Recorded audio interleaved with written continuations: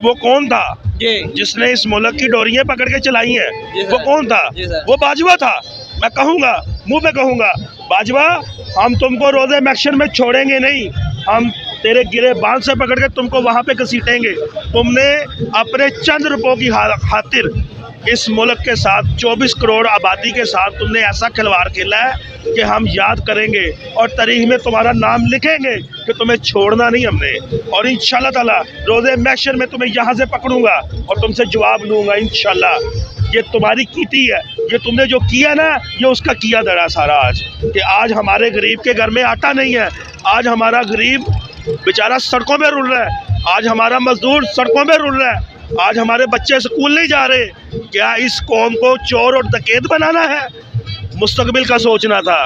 आज तुम दुनिया के किसी भी कोने पे चले जाओगे, याद रखना, हर पाकिस्तानी, हर बंदा, चाहे वो पाकिस्तानी हो, चाहे वो इंटरनेशनल हो, चाहे वो फॉरेन हो, तो तुम्हें गालियाँ ज़रूर निकालेगा। तुम्हारा घर से निकलना, तुम्हारा घर से खाना, तुम्हारा बाहर बैठ के याशी करना, वो जीना महाल हो जाएगा। अल्लाह ताला की ज़ात ऊपर बैठी है। बेशक तुमने जुल्म ढाया है, इंशाल्लाह तुम्हें माफ़ नहीं करेंगे, इंशाल्लाह तुम्हें माफ़ नहीं करेंगे। अच्छा सर, खान साहब ने जेल भरो तरीक का भी ऐलान कर दिया। 1-2 दिन के बाद वो भी होने जा रहा है। सॉरी जेल भरने तरीक का जो था वो भी ऐलान हो चुका है। खान साहब ने बताया गया। क्या उस लेवल से जेलों में आवाम जाएगी? इतनी कैपेसिटी है नहीं पाकिस्तान के अंदर और हुकूमत कह रही है हम इनको इजीली रख लेंगे। देखिए जी, बात ऐसे है कि हर थाने में 30 से 35 बंदों से ज़्यादा की गुंजाइश नहीं होती, ठीक है। इस वजह से हम लोगों ने अब जेल भरो की तहरीक बुध से आगाज़ करना है और हम जेल भरो तहरीक का आगाज़ करके दिखाएंगे कि जेलें कैसे भरते हैं। और इंशाल्लाह सबसे पहले हम आगे हैं। ये मेरा बच्चा आगे होगा। ये मेरा बच्चा जो है, इसको मैं जेल भरो तहरीक में शामिल करूँगा। मैंने तो अपना मुस्तकबिल निकाल लिया ना, मैं अपने बच्चे का मुस्तकबिल ख़राब नहीं होने दूँगा इंशाल्लाह। अच्छा सर, उन्होंने लिखा हुआ है मेरा मुस्तकबिल इमरान खान है।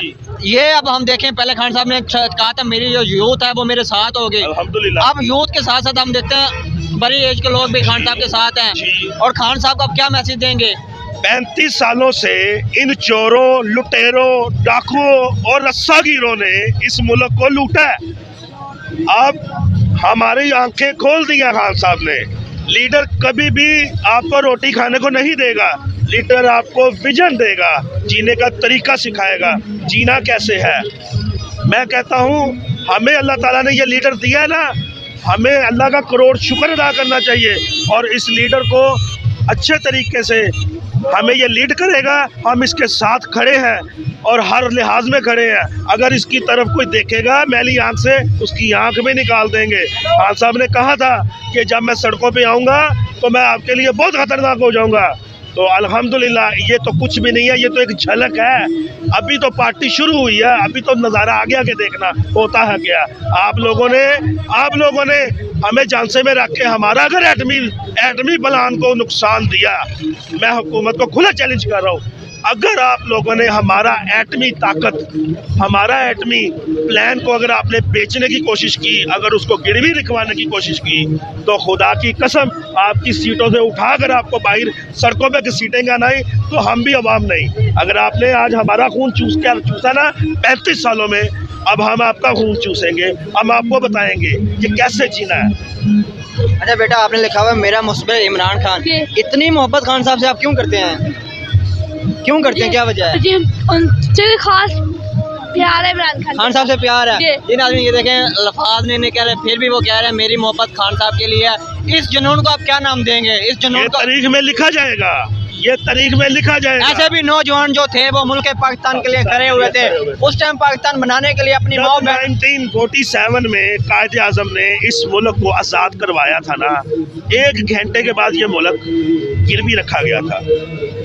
जिन्होंने फातिमा जना को गद्दार करार दिया, जिन्होंने कायदे आज़म को मरवाया, उन हुक्मरानों से आप कैसे एक्सपेक्टेशन कर सकते हैं कि ये आपके खैर खा होंगे?